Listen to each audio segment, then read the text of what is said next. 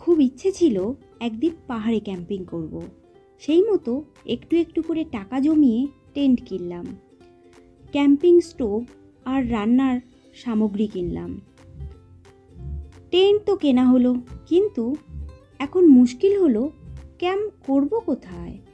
কলকাতার কাছাকাছি পাহাড় মানে নর্থ বেঙ্গল, যেমনি ভাবা তেমনি কাজ। শুরু হলো ইউটিউবে খোঁজাখুঁজি। অনেক খোঁজার পরেও যখন সেরকম কিছু পাওয়া গেল না, তখন হতাশ হলাম একটু। কিন্তু হাল ছাড়লাম না, একরকম জেদ করেই টিকিট করলাম এনজেপির। এটা ভেবে দার্জিলিংয়ের ঘুম স্টেশনে পৌঁছে মানেভঞ্জন যাব, তারপর যা হবে দেখা যাবে। প্ল্যান মতো এনজেপি পৌঁছে শিলিগুড়ি থেকে দার্জিলিংয়ের বাস নিয়ে ঘুম স্টেশনে নামলাম। তারপর মার্কেট থেকে কিছু সবজি কিনে শেয়ার জিপে করে মানেভঞ্জন পৌঁছালাম। মানেভঞ্জন থেকে কার রিজার্ভ করে পৌঁছালাম 3 কিলোমিটার উপরে চিত্রে ভিলেজে। এখানে দুটো মাত্র গেস্ট হাউস আছে, আপার চিত্রে আর লোয়ার চিত্রে, আর আছে চিত্রে মনেস্ট্রি। আর এখান থেকে শুরু হয় সান্দাকফু ট্রেক। জায়গাটা ভীষণ সুন্দর, অথচ টুরিস্টের ভিড় নেই এখানে। সত্যি বলতে যত দূর চোখ যায় কাউকেই দেখতে পাচ্ছিলাম না, শুধু আমি, সঙ্গীতা আর আমাদের টেন্ট। ও কথায় কথায় বলতেই ভুলে গেছি তোমাদের, যদিও আমি সোলো যাই, কিন্তু এবারে এসেছি সঙ্গীতার সাথে। বেশ খোঁজাখুঁজির পর এই জায়গাটাকে সিলেক্ট করলাম, এখানেই ক্যাম্প করব। জায়গাটা একটা ছোট্ট ভ্যালি, চারপাশ পাহাড়ে ঘেরা, রাস্তা থেকে 800 মিটার দূরে। কিন্তু রাস্তা থেকে জায়গাটাকে দেখা যায় না, কারণ জায়গাটা একটু নিচুতে অবস্থিত। মনে মনে ভাবলাম, বাহ, এরকম একটা জায়গায় তো চেয়েছিলাম। 5 মিনিটে টেন্ট রেডি করে ফেললাম। দেখো, আমি এখন আছি চিত্রে ভিলেজে। সেখানে একটা ভ্যালি পেয়েছি। সেই ভ্যালিটার এখন চারপাশে কুয়াশা বলে কিছু ভিউ দেখা যাচ্ছে না, কিন্তু চারপাশে পুরো পাহাড়ে ভর্তি, পাহাড়ে ঘেরা। খুব সুন্দর জায়গাটা। এখানে ক্যাম্পিং করছি আজকে।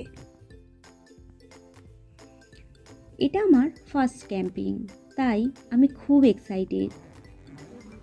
আমার চারপাশে মেঘেরা ভিড় করে আছে, ওরা সূর্যি মামার সাথে লুকোচুরি খেলতে ব্যস্ত। কিছুক্ষণ খালি পায়ে সবুজ ঘাসের ওপর হেঁটে বেড়ালাম। এই অনুভূতি কি আর কলকাতার কংক্রিটের শহরে পাওয়া যাবে?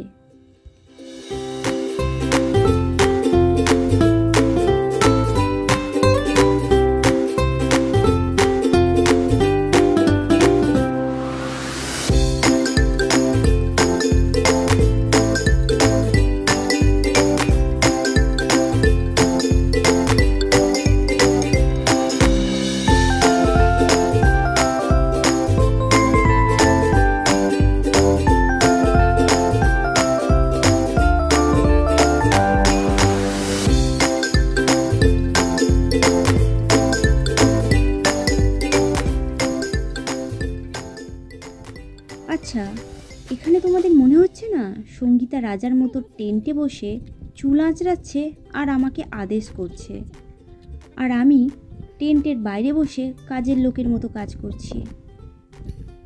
সত্যি বলতে একটু মজাই করছিলাম, হয়তো তোমরা বোর হতে পারো।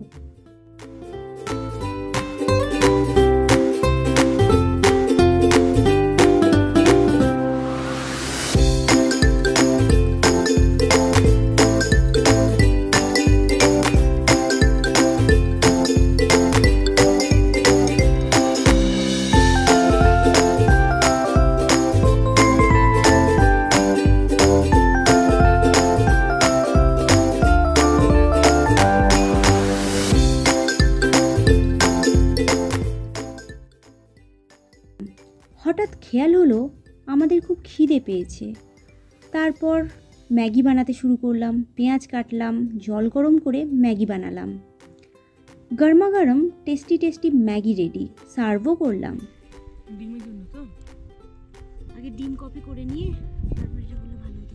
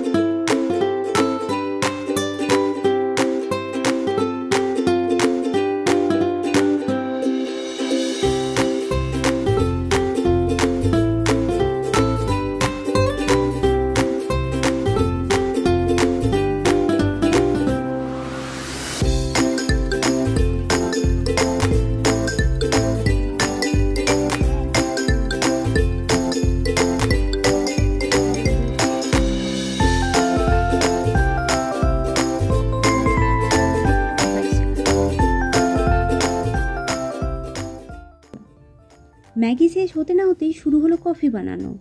নিমেষের মধ্যে সেটাও শেষ করে ফেললাম। তারপর ডিম সিদ্ধ করতে দিলাম। খাওয়ার পর টেন্টে শুয়ে কত কী না ভাবলাম, সেই চাঁদের পাহাড়ের শঙ্করের মতন। কোনোদিন কি ভেবেছিলাম যে এরকম পাহাড়ের কোলে প্রকৃতির কাছে ক্যাম্পিং করব?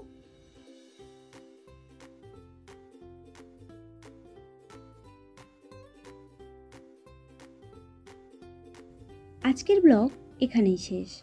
আগামী দিনে আরও অনেক ক্যাম্পিং করব, আর তার গল্প শেয়ার করব তোমাদের সাথে। কেমন লাগলো কমেন্টে জানিও। তোমাদের কাছে একটা রিকোয়েস্ট, ভিডিওটা ভালো লাগলে লাইক করো আর চ্যানেলটা সাবস্ক্রাইব করো। এতদিন আমি এই রিকোয়েস্ট করিনি, কিন্তু আজ করলাম।